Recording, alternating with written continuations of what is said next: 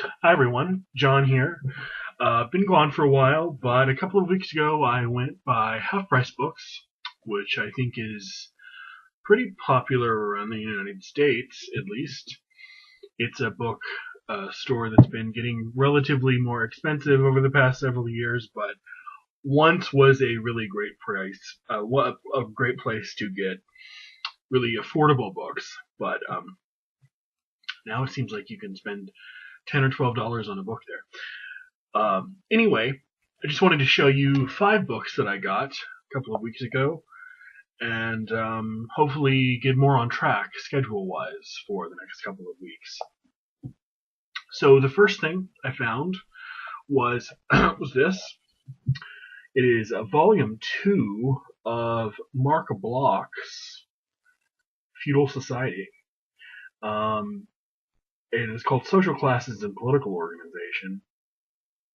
I know I have this somewhere in my shed, or maybe another Home Depot box full of books that's in my living room. However, I really wanted to read them in conjunction with one another, and this was the one I had laying around. This is volume 1. This is The Growth of Tides of Dependence.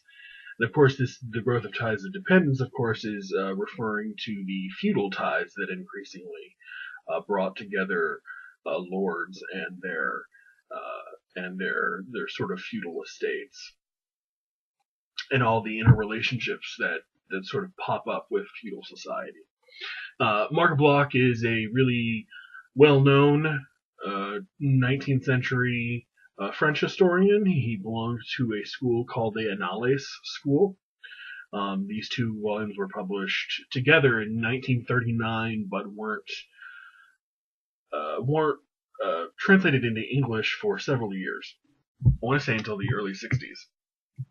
But now I have both volumes and I can read them together. Next up is a novel by a little remembered 19th century novelist who used to actually be a great, or thought of as a great novelist in his own time, but is now sadly almost never read. Came out in a really nice Modern Library Classics edition. This is William Dean Howells' A Hazard of New Fortunes. If you can see the quote up there by Alfred Kazin, it says, "The first great domestic novelist of American life." That's arguable, but I have read a couple of other things by William Dean Howells, and the rare things that you can actually find in print, I don't know, there's maybe half a dozen of his novels still in print. But this is one I did not have, so this will be interesting to read. And here's a novel published even before A Hazard of New Fortunes. It's Everyman's Library, but it doesn't have the cover. So take the receipt out and show you. It's A History of Tom Jones, a Foundling by Henry Fielding. The classic mid-18th century novel about Tom Jones. I don't think I had this anywhere laying around, so this would be a genuine addition to my library instead of something else I just wanted to read quickly, and so I rebought instead of having to dig up and find again. And lastly, 2 books by the same author. This author has done a trilogy of books covering roughly the time period from, say, Barry Goldwater, the rise of Barry Goldwater as an Arizona senator from the, say, early 60s. Of course, he ran for president in 64, and to the rise of Reagan.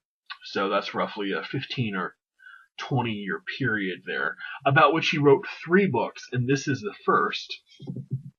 This is called Before the Storm, Barry Goldwater and the Unmaking of the American Consensus. And it's by, as you can, right there, it's by Rick Perlstein.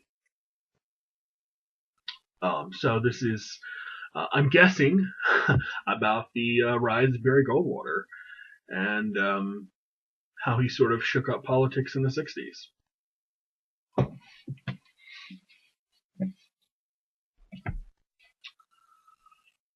And volume 2 of that trilogy is this. It's in a much nicer version. I don't know if you can really tell from this, but this almost looks like it's trade paperback sized. It's a little bit bigger than that, or I should say mass market paperback sized. It's a little bit bigger than that, but not much. And I had no idea that the book would be so small. I mean, it's pretty small, but it'll get the job done, I guess. This one's much nicer. This is volume 2. I don't have volume 3 yet. I thought I would read the first 2 and see what I think.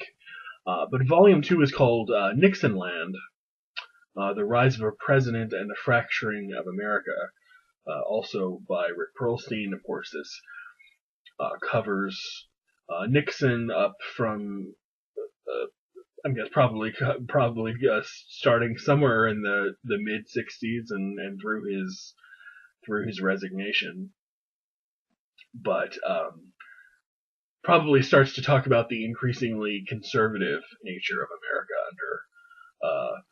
under Nixon. So those are the 5 books that I have for you. If you've read them or are interested in me talking about any of them, or would like me to review them, which of course I would eventually do anyway once I got around to reading them, please let me know. Leave a comment. Feel free to say hello, and I will talk to you guys soon. Bye.